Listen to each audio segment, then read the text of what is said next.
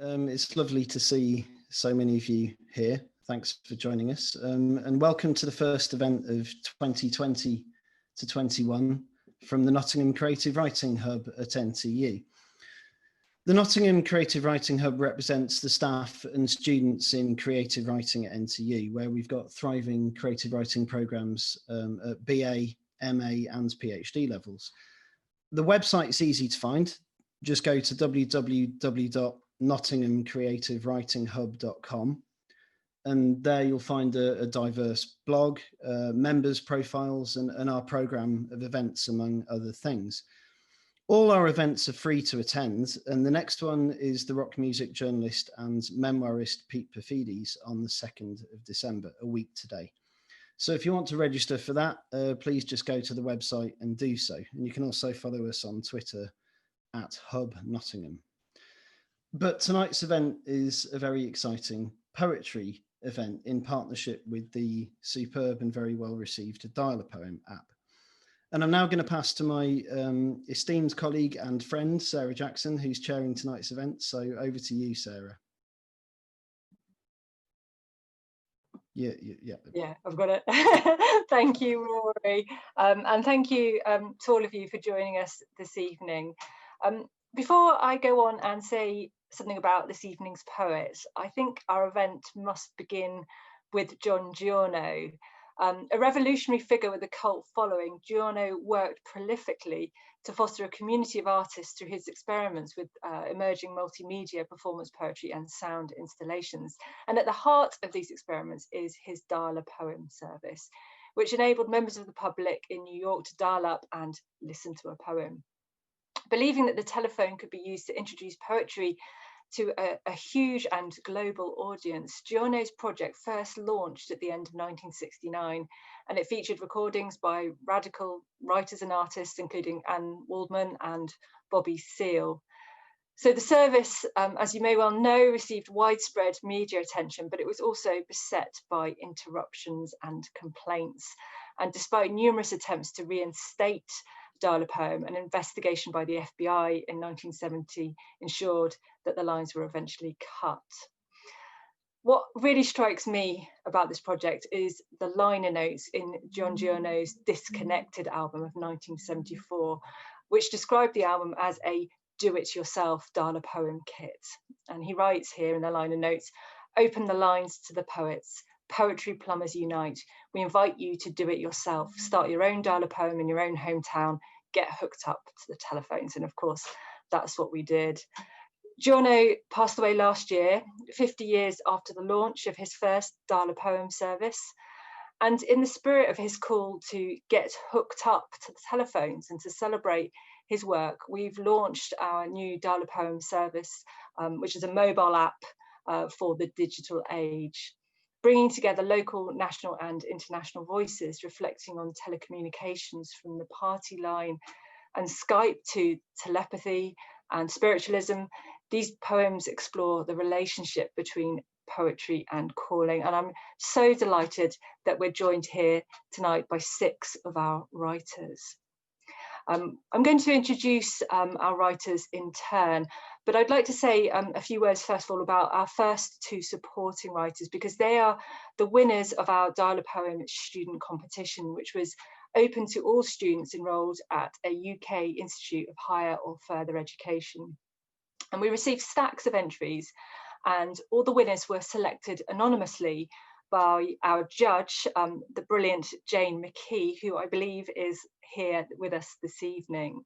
And in first place was the poet Rose Brennan, whose poem, Jane says, spills beyond the physicality of its telephone wires. Rose actually won this competition while she was still at school. She's now in her first year at the University of Birmingham, studying the history of art and French, and I'm delighted to welcome Rose tonight and to invite her to read her winning poem. Hi, so my poem is called The Call, and let's start.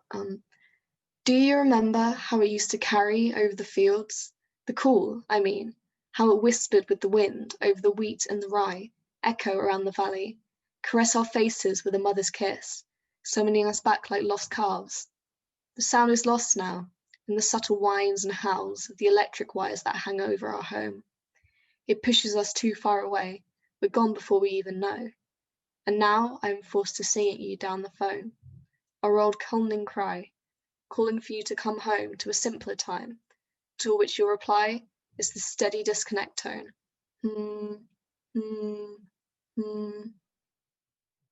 Thank you so much, Rose. I think you've got a really fantastic poetic career ahead of you. We had a special Nottingham Trent University prize that was awarded specifically to an NTU student.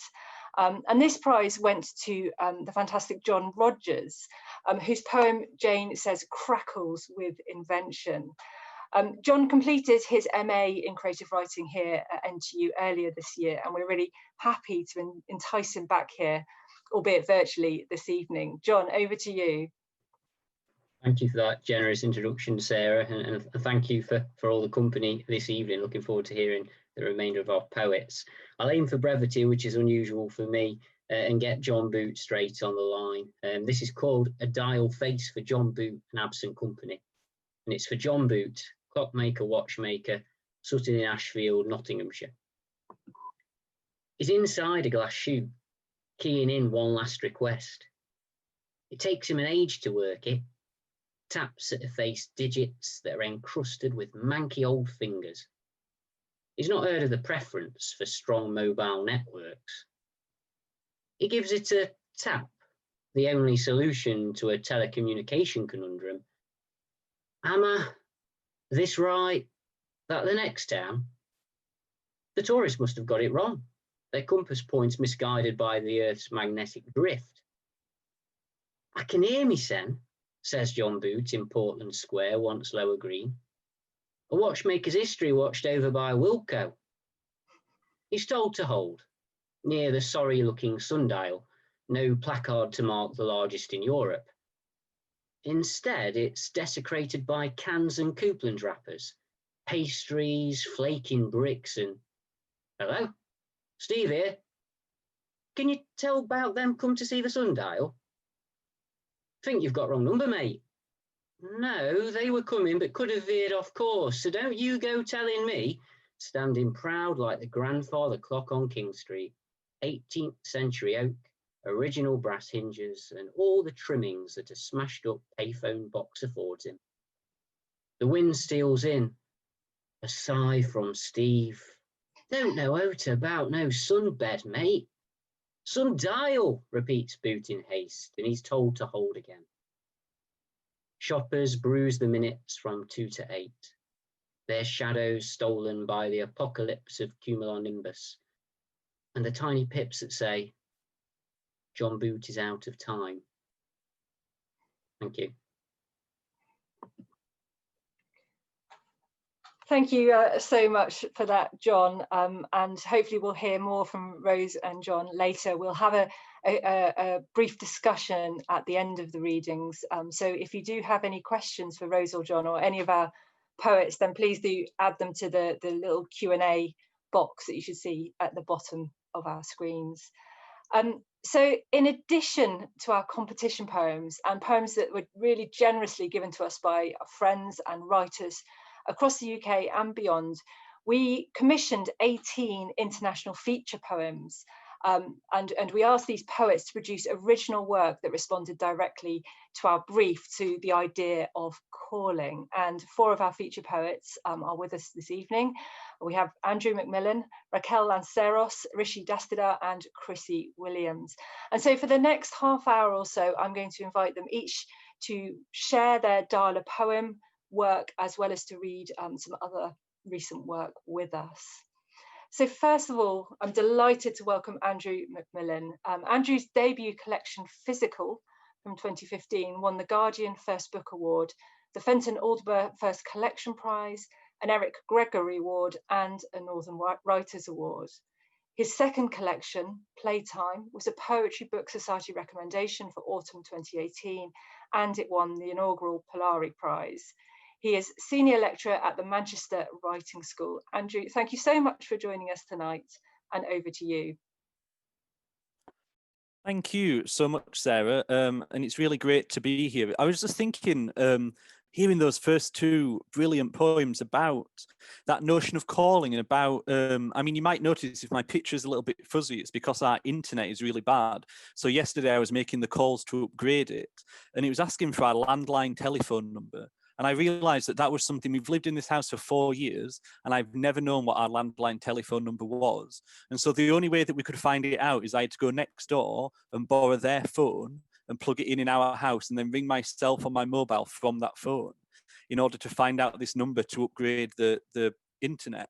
And it just is that kind of odd process of kind of having to go through that strained kind of multi-layered process just to find out the number. And so when I was asked to do this commission, my first thought was to go to mobile phones and that kind of connectivity. And in a previous life before the pandemic, as a lot of us do as poets, I spent a lot of time in taxis and kind of on trains and traveling about the country doing gigs and doing readings. And I was always fascinated by getting taxis very late at night, coming home late at night and sitting in the back of a taxi, maybe being too tired to talk, but the taxi driver just having a conversation with a friend on the phone. And sometimes they'd go quiet for a long time, and it was almost like the person on the other end of the phone might be asleep, but they were keeping the driver company as they went about the night shift, as they went about their job. And that's kind of where I went with the commission poem, which I simply called Taxi. I recognize that open door between the nighttime and the endless road, that small white window of the phone and the driver's quiet mutterings or journey. Who is it speaking to them softly all through the shift? Companion to the cat's eyes, the unseen bend of the road, that propensity I know, that threshold to another life. Sometimes when I'm alone, tired, blood gone heavy, I let them in, hold up each one to the light, all face like the moon. It isn't love, just some refraction of the possible. I'll never meet them, but like hidden frequencies, their voice is always there when my body starts to hum the music of being wanted. And I guess as well, I was fascinated by, I always have been, by kind of antiquated things to a certain extent, and phone boxes as well. So kind of in Manchester, there are still a few kind of old school phone boxes left in a way that don't really ever get used for calls anymore. They're often places of shelter or things like that. And so I wrote a poem in my second collection, Playtime, just called Phone Box, that I thought might be appropriate for the subject. The rain was a sudden, unexpected caller to the street, the type that comes immediately. No prior drizzled suggestion of itself, just downpour. And the phone box was the only shelter, and it seemed to welcome me somehow larger, as though grateful for another use beyond the frantic drug scores and weeping drunks locked out of the station. The rain's tap-tapping fingers were relentless on the glass, my bus not due for 10 more minutes when he appeared. Clothes heavy and clinging like wet armor. He looked so miserable, I let him enter, offered the space as though I lived there. He squeezed in, perhaps deciding it would be less awkward if we didn't face each other. We both kept our eyes on the sky, reading it for any signs of a break. A puddle formed at his feet as he dripped dry, the back of his suit trousers slowly letting go at the outline of his boxers, and for a moment, as he stepped back from a truck's loud grumble, I felt the whole weight of him pressed against me. And when he stepped forward, my clothes had patches of water where he'd been, small lakes of him resting in the seams. To a passerby, we might have looked like lovers, ready to be buried together. But before I could even ask his name or make some joke about the small wings his wet shoulder blades had left on my chest, the sky relit itself, and he left our shelter without speaking, as easily as someone who had tried to make a call, but found the line dead, as they'd hoped it would be. And I think, you know, a large part of that early project that you were talking about, Sarah, and a large part of that intimacy of the phone was about queerness as well, was about a kind of inherent kind of privacy and kind of clandestine nature of erotic communication. And even for me, I was born in 88. And so I was at school from the millennium to kind of 2005. And so really grew up under Section 28. So Margaret Thatcher's kind of banishing of anything promoting homosexuality in the public realm. And so queerness was often pushed underground. It was often had to be communicated to people kind of secretly. And it struck me as well, just thinking about the subject of this event tonight, that there's a point in the second book that I'll just read now that has that, I think, at its heart, this notion of a kind of secret that maybe can only be communicated through a phone, through telephone, through text, and through that kind of private line of communication. And so this is just called first time sexting. Too young or shy for the real thing, I used the internet to find another boy my age. Both of us old enough to know what we wanted wasn't ordinary, that no one taught it us in schools. But our bodies seemed drawn towards each other in a way we couldn't articulate. And so we described it to each other nightly for hours, what we imagined it might be, what we knew our bodies could do alone, whether they could do the same with someone else. For months, we texted that way in different schools, hiding at the back of different English lessons, naming the places we'd like to meet each other, which, in truth, were places we were used to being with ourselves, our bedrooms, the shower cubicle. Then, one day, in the rush for lunch, I left my phone out on a table and someone read the contents to the year, and I stepped back into a room covered in the ooze of a secret split open, and their faces were red with it. I could see the secret dripping from their lips, and I grabbed my mobile, which you'd think I'd say was heavier, but it felt lighter somehow. And I ran outside and cried, and for the first time ever, refused to go to class. And my phone sat vibrating in my pocket like a heartbeat, refusing to be silent, maybe half wanting to be discovered. And I'll just read one final quick poem to finish off. That's a new poem from a forthcoming book that just has at its end, I guess, a kind of message as well. Routine. It's an unusually busy night for the ambulances. So I check that you're still lucid and then get told to call a taxi to A&E, which is unusually busy for a weeknight at 7 p.m. And so we wait for hours, get ushered into the unusual brightness of the triage room and then back out to wait again as your body attempts to come to terms with what's inside of it. And they decide it's best to send you home, but then vomiting begins. And the hospital wards are full, unusually overstretched with bodies of the dying and the not today dying. So you are taken to a room where an old man is crying out in his sleep and a curtain is drawn between you. I sleep on the tiled floor like a dog by your bed. At 5 a.m., an orderly comes to take you to a ward, and though it isn't yet visiting hours, unusually, they allow me to stay for a while. A text comes through from home that in the night our new niece arrived into the world. So much life arriving every day. Too bright, too bright. I let you sleep. Thank you very much.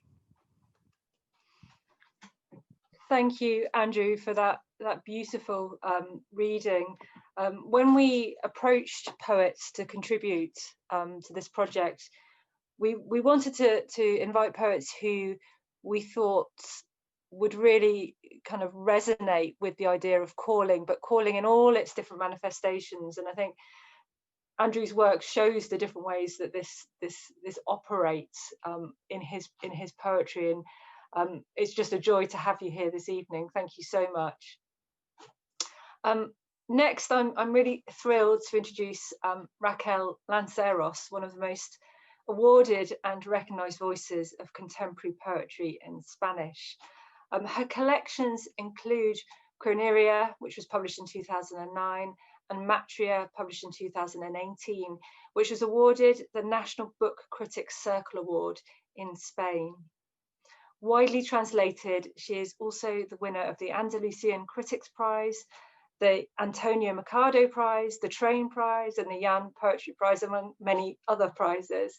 Raquel, it's so wonderful to have you joining us from Spain tonight. Thank you. Thank you so much, Sarah, for your beautiful words. I am thrilled. I am delighted to be here with you tonight, listening to fabulous poetry of Rose, John, Andrew.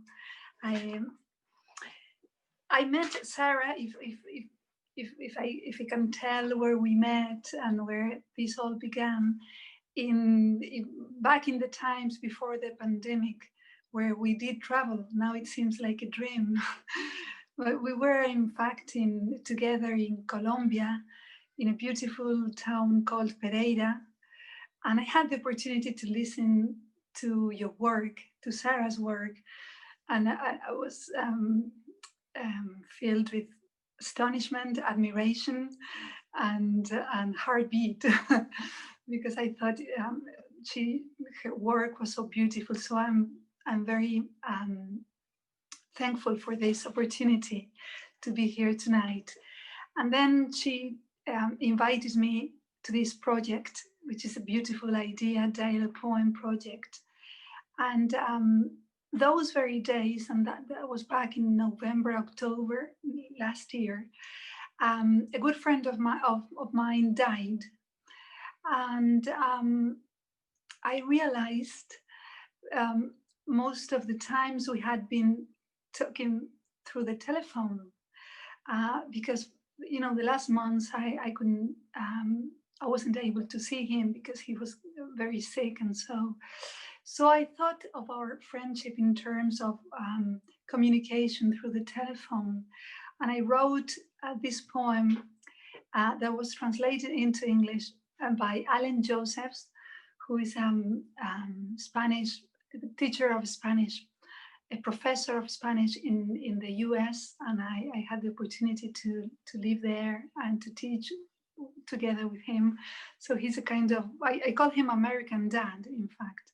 So like my mentor, I thank him too, even if he's not here. But I will tell him tomorrow. And I think his translation is much better than the original poem. So it's a joy to read it out. 617-014-105. For many years, we talked quite often. Today was the first day I noticed your number, figure by figure. Most of the time, I just returned your call. Everything about you was comforting. The ever-combatant smile, the branded cigars, your last for life baggage. Life is too short, you said, as we all say, but you seemed to know it for a fact. I met you in Japan, where you had gone to enjoy the beauty of this world, which they assure me you have just left, while I was trying to find myself. Now, I am not sure what that canned voice means. The number you have dialed has not been recognized. Please try again later. How long is later? How much time? do they mean? Where is your welcoming voice ready to shelter? Why don't those 9 numbers work anymore? Telephone, they say it means sound from afar. Farther than Japan? Farther than nothingness? Farther than the black winds of nevermore? By the way, you'll be glad to know I will go back to Japan next spring. I am not sure if it still exists, but I am certain that I don't. At least not the one you met in Tokyo, let alone the one your friendship transformed. And well, I know that listening to poetry with a foreign accent is quite difficult, so I will just read out one more poem to finish off. I was thinking when Sarah was explaining about the history of telephony, that we give it for granted, and sometimes we forget there was a time before this digital age we live in. So I want you to please come with me to journey through space and time, dream of a time that might exist someday that I call the retraction of the Big Bang. And if it were true that the expansion of the universe after the Big Bang has physical limits that will one day be reached, like a rubber band, everything will snap back in an instant. Like Benjamin Button, we will experience time reversed. We will travel through the entire galaxy. We will later handle complex telepathic cell phones. Then we will discover electricity. We will catch sight of unexplored coasts. We will invent writing much later. We will fight on horseback. We will hunt mammoths. In the depth of the cave, we will tell stories to stave off our fear. Hopefully, it will be this way, a reappearance of memories. I can't wait any longer to see you again. Thank you. Thank you so much, Raquel. That was a beautiful reading.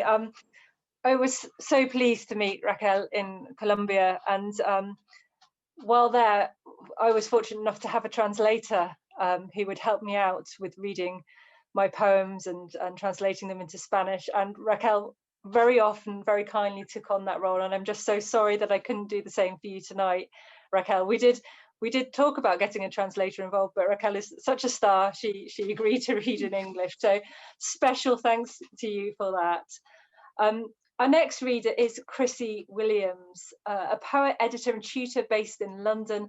Her first collection, Bear, was published by Blood Axe in 2017 and was one of the Telegraph's 50 best books of the year. She's editor of the journal Perverse and recently edited Over the Line, which is the UK's first book on poetry comics for Sidekick Books. And her second collection is forthcoming next year. Chrissy, thank you so much for joining us this evening. Thank you very much for having me. And I'm really struck listening to all these poems that this project has tapped into something that feels so fundamental about poetry and why we write and why we want to communicate. It's really interesting. I'm loving it. So yes, thank you. The poem that I wrote for the project is called The Call Queue. And I definitely wrote it knowing it would be delivered by telephone. And also not just by telephone, but by a recorded message. It wouldn't be a live voice talking to you. And other people have talked about, you know, that intimacy of the voice that you hold close to your head, that's right there with you. But for me, recorded messages feel like automated hold messages and those kind of waiting messages that you have. So I guess I sort of attacked this from the point of view of the automated message. Yeah, there's a few bits, you know, in those messages, some of the words can just sort of lift out, you know, whether, you know, you are now third, you are now second, you are now, etc., etc. So in the poem, if I'm emphasizing words slightly weirdly, it's because in the poem they're in these square brackets. They're sort of conceived of as these words that could just lift in and out. And I think that helps as well with thinking about how sincere these messages really are when all the words are kind of interchangeable. Anyway, okay. The call queue. Thank you for your phone call. You are now third in the call queue. Your call is very important to us. It is lovely to hear your voice. I haven't heard from you in a while. Have you heard about our new services? Have you been looking after yourself? Please stay on the line. I am sorry to hear of your recent difficulties. All our members are eligible for discounts. I know things have been very painful. You are now second in the call queue. Do you ever feel lonely? You know, we are all alone in the universe. I sometimes struggle to carry on. I know no one is listening. Have you tried our new mobile app? Have you thought about crying in public? Our customer service is award-winning. It's hard sometimes to feel human.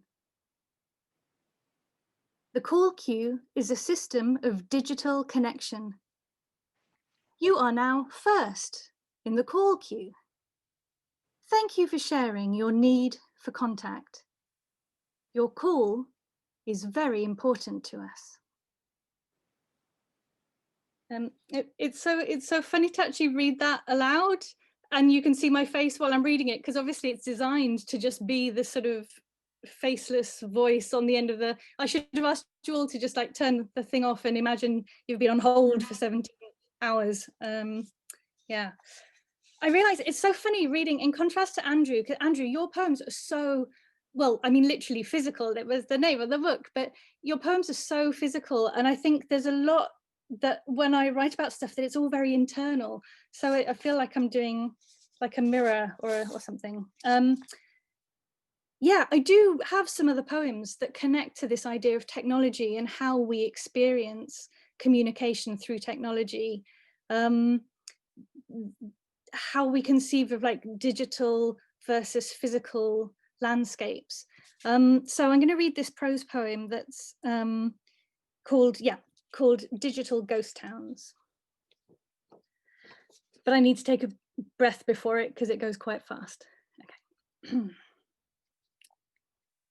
I forwarded you the thing about the British Library's web archiving project, and you said it looked very interesting. And I suddenly remembered that time I was trying to Google some old poetry sites and kept seeing things like no updates since 1997, and how depressing it was, and how somehow it was even more depressing seeing these digital ghost towns than it was for a physical magazine to simply stop making any new issues.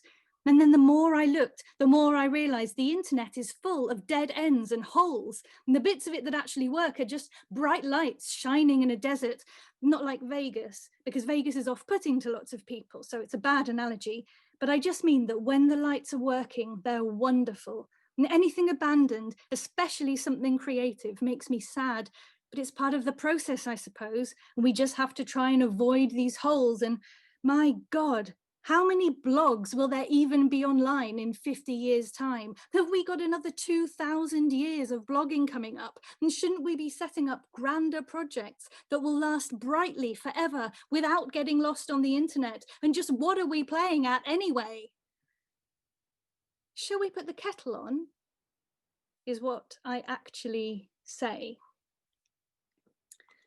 I think a lot of my poems just go on in my head rather than ever being said out loud. So I'm going to read two more. This is a new one from the book that's coming out next year. It's called Tangled, and in essence it's just about watching Tangled, you know, the Disney film, the kind of Rapunzel, everyone knows what it is. Watching Tangled on film 4, where it's interspersed with adverts. And I'm so interested in the way that technology feeds us language in a different way than we are used to. And as a poet, this is an attempt by me to try and capture some of that sense of bombardment. You know, you think you're sat watching a film, but actually, yeah, okay. Tangled. Mother knows best. Listen to your mother. It's a scary world out there. The Eurotunnel, the shuttle, is the fastest route to France by car. An adventure is only 35 minutes away. I thought I was doing a good job with my normal toothbrush, but my dentist said no. He told me I should go pro with Oral-B. Jude Law hands me some car keys in Can, the all-new Lexus RX, amazing in motion. I want skincare that defies aging without spending ages searching. Olay Total Effects, your best beautiful. Okay, Google, what's the quickest way home by bike? You have reached your destination, Walt Disney World Resort, Florida, a land of never-ending wonder where dreams come true. And that's just the beginning. For the first time in forever, I'm completely free. I am a horrible daughter. I am never going back. I'm not sure if I've actually read that out to people before. I'm not sure I've read that. That's fun to read. Sorry, okay. The last one, this made me think a little bit, actually. It's not the same, but Raquel, in the second poem, there's something of this that really chimed for me.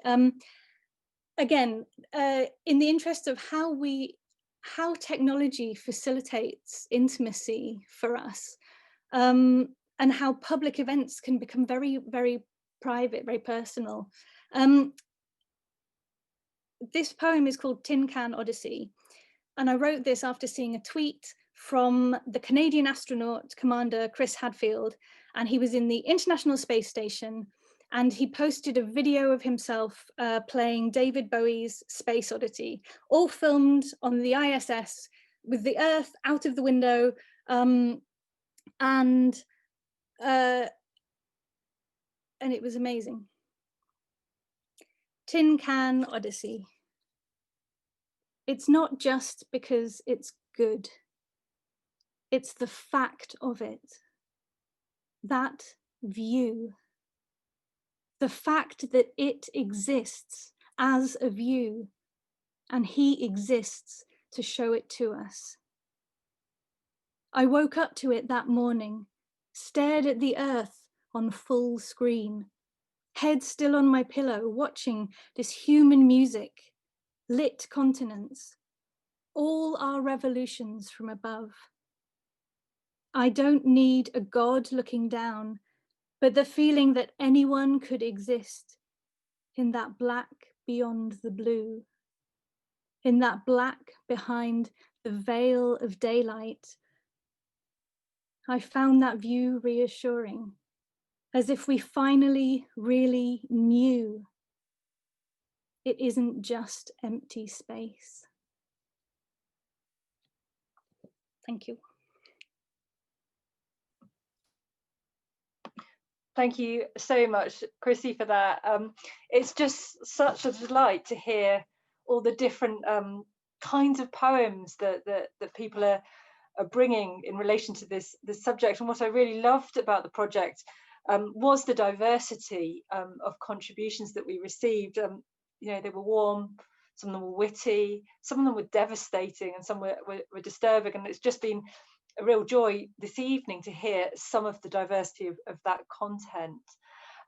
Our final reader for this evening is Rishi Dastada. Rishi's debut collection, Ticker Tape, was published by Nine Arches in 2018. And his work has appeared extensively also in Adventures in Form, From Pens in the Margins, and the Blood Axe anthology, 10, The New Wave.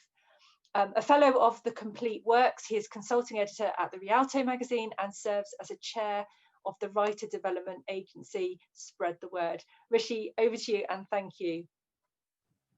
Thank you very much, Sarah, and good evening, everyone. I'm slightly nervous at following such wonderful, brilliant poems and readings, which have all been magnificent. But I've sort of helped to sort of remind me of where my head was at when I wrote my poem for the project, which I have to say I was so pleased to be asked, because as it turns out, thinking about technology is one of the things that I do a lot of, and so this was sort of catnip for me. And I've just been sort of joining together so many strands this evening. Chrissy's last poem with all those lines in ads reminded me of the fact that one of the things I do in my day job is write those automated scripts for those robocalls, so I was having flashes of recognition there. But the thing that I sort of really got stuck up or hung on, forgive the pun, was the phone as object itself. And and thinking a lot about the fact that in how we've transitioned from analog to digital technology, we've lost something around the object that is the phone itself, and the way that used to be a centerpiece of houses, and the way that used to be the thing that really was, a core part of a lot of how we lived. And then you combine that as well with the fact that, this thing he says holding up an iPhone, the thing we do with it least, the thing we do with it last is talk. We still call it a phone, but we don't talk on it. If it rings, it's generally bad news or a sales call, and we don't want to engage with it. And so there's something really interestingly weird going on about how we're still using the old language, but we're not using the object to do the old thing that we did on. So I thought there was something there. And the poem really sort of came about from two things. One, I was reading Knives Out, by the American artist David, I'm going to say his name wrong, Wojnarowicz, and just how, and the section where he's thinking and talking about Warhol in particular. And from there it went, I went to Warhol and looked at the picture that he'd done of the phone. And there was something in this combination of what Warhol said about, how he used the telephone in his life, and how it was a way of engaging and finding intimacy as well, and a way of actually breaking through that. I thought there was something to bring all those together, the phone as object, and the fact that we don't talk now, but what happens if we do take the risk to actually talk and connect. So that led to this, which is called Warhol's Telephone. Contact, contact, contact, whispers the urgent thumb on the touch screen, an arrow pinning your avatar to my longing skin. So unlike the shaded dish of hope on Warhol's telephone, holding intimacy at a remove. And then it rings and speaks inspiration. Risk your finger in the spin of the rotary dial cage, and you will free yourself from the silences of the interior life. Who wants a risk-free connection anyway? Talk to me, tether me in the mesh of you. Your words remind me how you rendered me speechless with inarticulate love, how I only knew myself thanks to your digits hauled around my body. Your patterned chatter turning my orgasm into a cord that cannot be unplugged. Who's at the end of the line? Only the fine-minded ghosts of who we were. I would call God, but without you, I only have memories of nothing to say.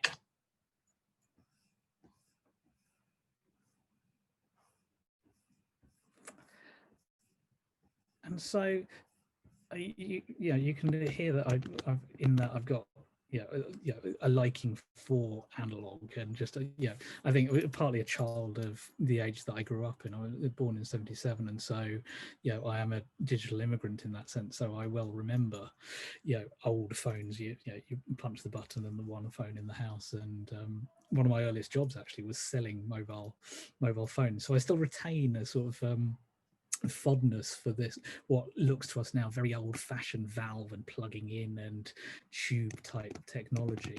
And this poem sort of celebrates that and comes from that sort of thinking and time as well. And I thought it was an apposite one to join, because it's about what we now call BT Tower, and it's called the Cissell Post Office.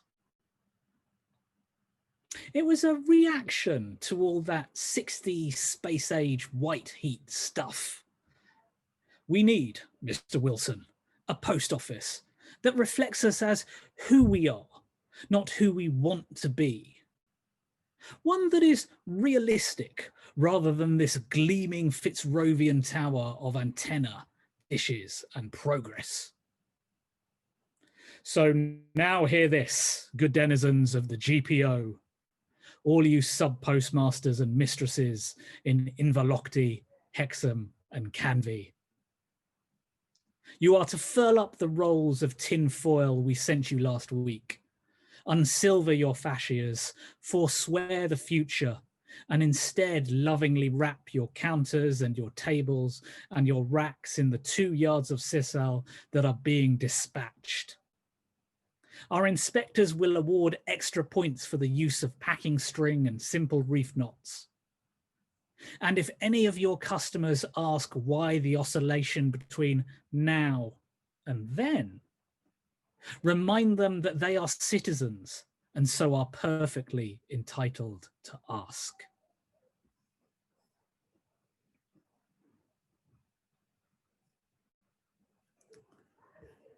And let me have one more from that sort of semi-nostalgic vein, which is nothing to do with phones, but I can sort of see a connection here, and it came about in the oddest of ways. A friend of mine sent me a video of Bruce Forsyth dancing at the London Palladium, one of the Sunday night at the London Palladium shows, and and he said, "I bet you can't write a poem about that." Challenge accepted. It's called "The Mesmerizing Kineticism of Boy Bruce, the Mighty Atom." The patter, yes, he had it, was all about it. But don't forget patter as in pattern too. The way his feet would find unmissable meanings on sprung floors across the land, in ballrooms, on bandstands, in meccas, to the demand that we must be entertained now. Because it is Saturday night, damn it, and the money has nearly run out. So make those quirks and quarks and electrons electrifying, and we will cheer you into those universes beyond any we might ever know.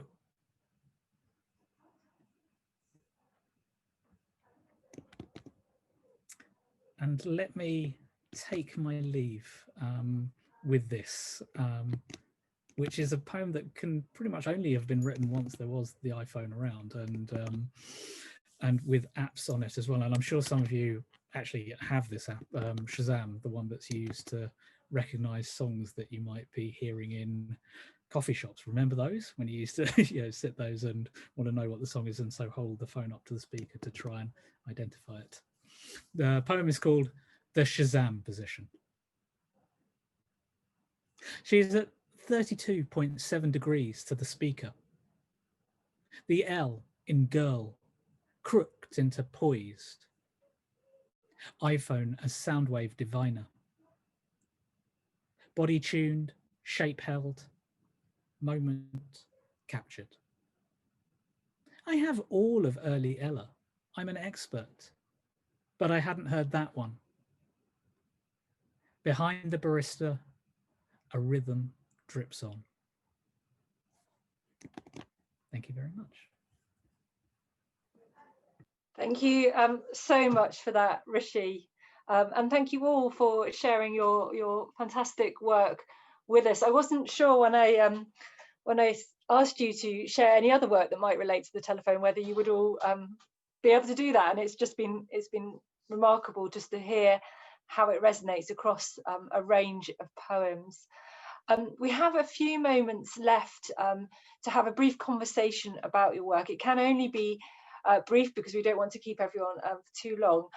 But I would really love it if members of the audience wanted to post their questions. If you do have anything to ask, please could you add it to the Q&A little icon at the bottom of your screen, and I will then read out those questions. But I thought I might start with one of my own. One of the things you've all been talking about to different degrees is this idea of intimacy and address. And I wondered to what extent the idea of working on a poem that was in some way connected or inspired by the theme of the telephone enabled you to hone in on this idea of address. What is it when we speak on the telephone and address another interlocutor? I can pick on somebody to speak, but if you've got any thoughts, give me a wave and unmute your mic. That would be great. Yes, Rishi. I'll go first, just because the thing that I kept coming back to was the fact that it's scary. And so, you know, and the fact that you are, by initiating a conversation, you know, taking that risk, taking that leap. And I was struck by this for a couple of reasons. One was, in my unsuccessful days as a journalist, the thing that I hated most was phoning someone for a quote. I would literally shake when doing that, because, you know, how do you strike up rapport? How do you do that instantly to then actually get something to, you know, that you can then use, quote, whatever, and then, you know, then multiply that sort of pain and nervousness by doing it with someone that you love or have feelings for, and that's you know, and I sort of completely understand why now people are far less likely to talk and sculpt their interactions through text and, yeah, and that sort of way, because that greater degree of control. But I wanted to sort of reflect on the fact that through risking it and through spontaneity, you could maybe get somewhere that you might not get if you were planning every last register of every last interaction to try and persuade someone in whatever that sort of seduction or interaction might be. Yeah, I'm really interested that you talk about that fear of the phone. It's one of the reasons that I began this whole research project, is that I've always had this huge phobia of using the telephone, to the point that it's stopped me doing certain jobs in my life. Working at a publisher, I found it very, very difficult to answer the phone, and yet I realized that the telephone was cropping up in writing, my own writing, and also in the work of other people that I was most interested in reading. And I guess in some ways this plays out in different ways in the phone. So I was thinking about your poem, Chrissy, about the call queue. It's about disconnection as much as it is about connection, isn't it? It's about not getting through or not being able to talk. How did you respond to this idea of address in your poetry? In terms of the project itself, I feel like the phone feels like it's focused inwards in a way that poetry maybe, like when I was preparing for this event and thinking about telephones in poetry, or, you know, thinking about this idea of calling and communication in poetry, I think of, you know, earlier 20th century, like these big things like Ginsberg's Howl, like citywide howling, or like, you know, Whitman's barbaric yawp. There's all this public facing, whereas there was something about this project that really did, focusing in on one person listening to one phone call at once automatically made it feel much more personal and more private. And I think, well, I mean, as you see from the poems I chose to read, it's always interesting when you're asked to look for a theme in your work that you didn't necessarily realize was there. But I think I do tend to look at the sort of internal reaction, internal, personal, intimate, imaginative reaction to things.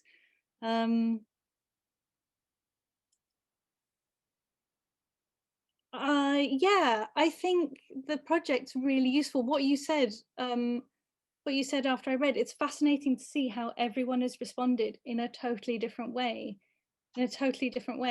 whether it's about personal relationship to one person or to the technology itself. There's just, well, it's what I said before, I think there's something really fundamental at the heart of it, about why we write poetry at all, or certainly why I write poetry at all, like just trying to reach out one person at a time. I mean, one of the things that I've been struck in working with all the poets and thinking about telephony and calling more generally is the ways in which the telephone kind of dissolves a lot of borders or lots of boundaries between certain categories. So, you know, we might talk about it as being a private medium, but as Andrew's stunning poem reveals, that it can also lead to exposure. It can be made very public. We think about the telephone as being kind of someone being absent and speaking from afar, and yet they're right inside your own ear. So there are lots of ways in which the telephone complicates those assumptions that we have. Does anyone else feel able to talk about this idea of intimacy and telephonic address in their work? Any of the other poets here? Well, I feel I very much agree with Chrissy when she says that addressing, trying to reach out through the telephone has a resemblance with writing poetry, because both things are like intimate things that then get exposed potentially to the public, to the audiences. So it's a kind of strange thing that an intimate doing can become public in that way. And I also think a lot how when we thought that writing was going to be lost, and it became very strange to get a letter by the mailbox, then writing has become popular again.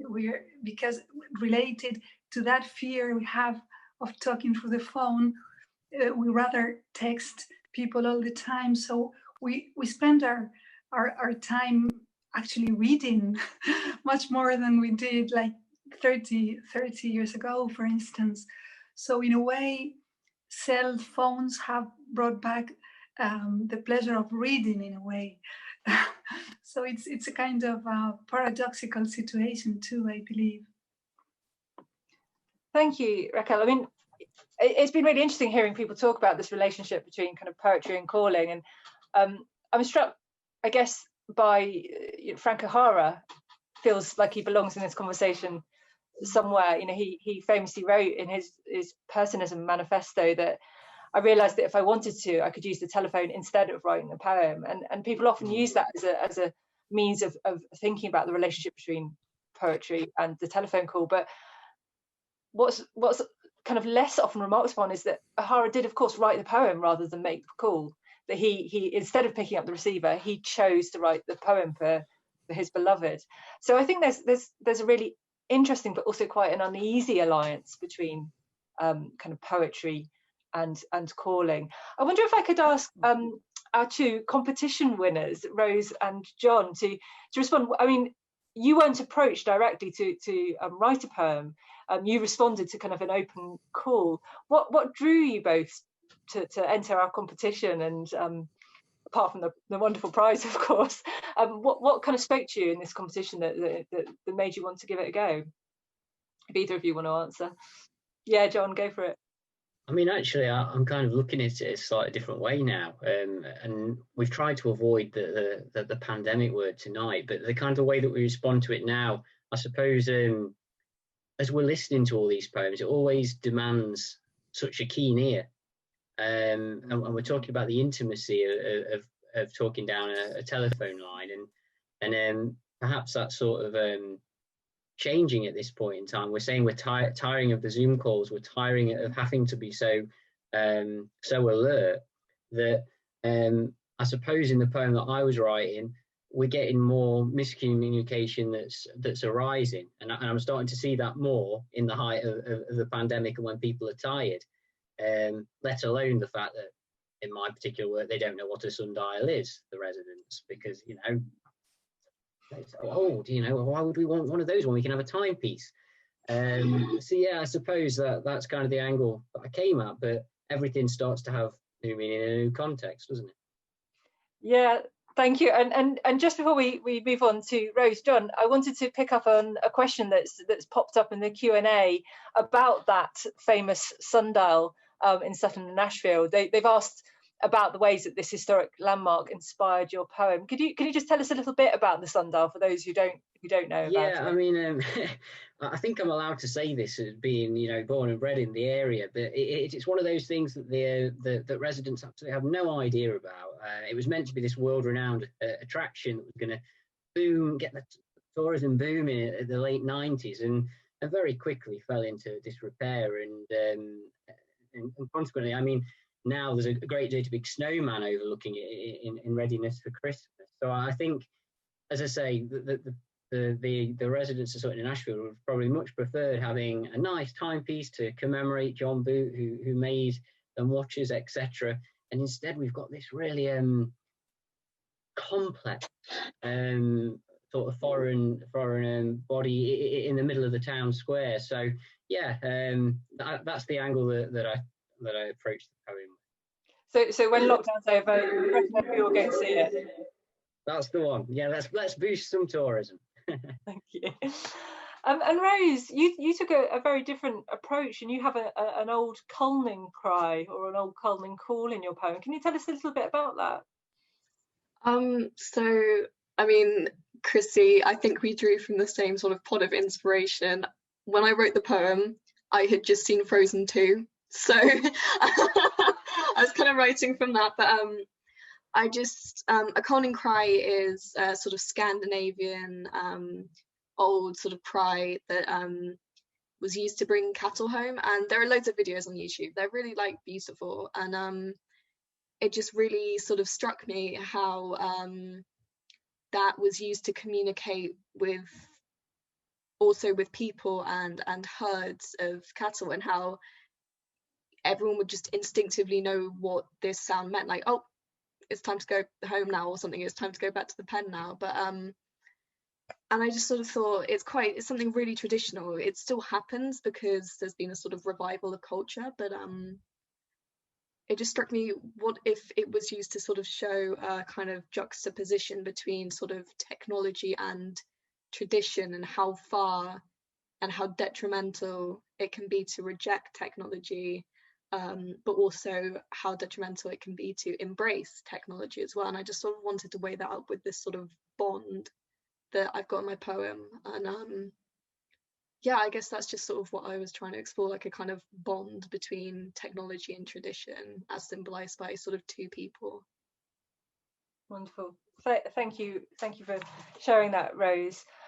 We've got another question on the Q&A, and we probably this will probably be our last question, because I don't want to kind of keep calling for too long.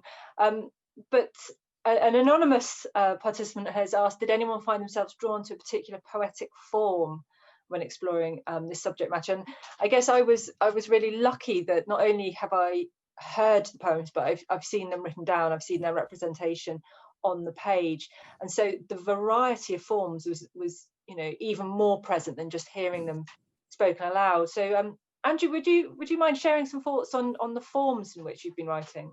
Yeah, so I mean, it struck me again, because I'd not looked at the poem for quite a while until I came back to it in preparation for tonight, and it struck me that it is written in these kind of small little window, these kind of small squares. So it's kind of two stanzas on one side, and then the kind of second half of the poem jumps over to the other side with these two little squares, almost like, I guess, a kind of phone screen view of something. And I'm fascinated by, I think in a wider sense, the way that poetry is endlessly adaptable to different technologies, because people often deride what we now call Insta poetry. But the fascinating thing about poetry on Instagram is that that is an art form adapted entirely to a technological medium, right? So the image and the length of the lines, the size of the poem entirely fits within the kind of square of Instagram. And Twitter lends itself more to tweeting whole poems and seeing a whole poem on a big screen because you can put an image on. And I think that in terms of those forms and the way that they connect to technology, I'm really interested in what, say, TikTok is going to do to poetry. What does poetry on TikTok look like for that new generation coming up? Because they can edit mini films on there and things like that. And that poetry, as you said, with Frank O'Hara choosing the poem over the telephone, or that original kind of project of using the kind of telephone and hearing the poem down the line, poetry is always endlessly adaptable and seeking out that kind of new space. It will always exist in book form. That will never die, no matter kind of what kind of doom-filled premonitions often come along. But poetry also will adapt to whatever technology is put in front of it and change itself to become adaptable to those new mediums. I remember one of my favorite poets is Tom Gunn, and one of the great joys when I was at university was I was able to rent from the library a cassette tape of him reading his poems. Whereas now, obviously, I'd just look that up on YouTube or something like that. But that kind of getting that cassette and playing it and things like that, that felt like a really important, quite pivotal moment for me. And I guess in a really broad sense, you know, I think that just that endless adaptability and kind of ability to morph of poetry in terms of what it can do in these different apps on the phone and things like that is just endlessly exciting. Wonderful, thank you, Andrew. And as you've just mentioned apps, it would be remiss of me not to invite users to have a look at our Dial a Poem app. It's completely free. We have contributions from all over the world. Most people are reading in English, but a few are reading in their own language, but there's the translations there as well, and you can not only hear the poems but see them. And we've got you know, such a broad range of fantastic material on there. It would be wonderful if we could continue this evening by inviting you to download the app and to keep on listening. I'd like to draw things to a close now, but before I pass back to Rory, I'd like to thank so much Rose, John, Andrew, Raquel, Chrissy and Rishi for being here and for sharing their work with us this evening, and also to all of our audience for joining us as well. Thank you all, and Rory, over to you.